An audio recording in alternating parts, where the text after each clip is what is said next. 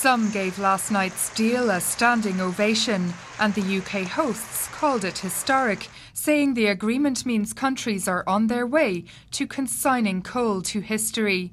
This is the first time ever that we have got a language about coal in a COP decision. I think that is absolutely historic. But as I said, at the end of the day, China, India are going to have to explain themselves to the most climate vulnerable countries in the world. So what's in the deal?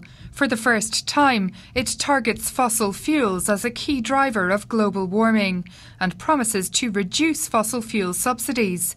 But a pledge in a previous draft to phase out coal has been replaced with a commitment to phase down.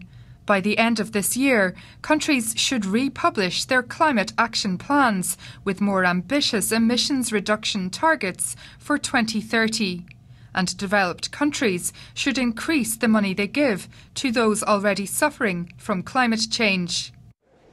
But one such country branded it a failure. It's a death sentence for the poorest people on the planet.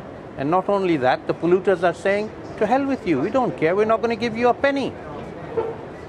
NGOs who spoke after the majority of leaders had left last night called it greenwashing. 1.5 is dying, and so are people and your children. In a tweet, former Irish President Mary Robinson criticised world leaders for not being in crisis mode, and she said people would come to see what was agreed in Glasgow as a historically shameful dereliction of duty. The UN Secretary-General said accelerated action must now be taken to keep the 1.5 degrees goal alive. Our fragile planet is hanging by a thread. We are still knocking on the door of climate catastrophe. It's time to go into emergency mode, or our chance of reaching net zero will itself be zero.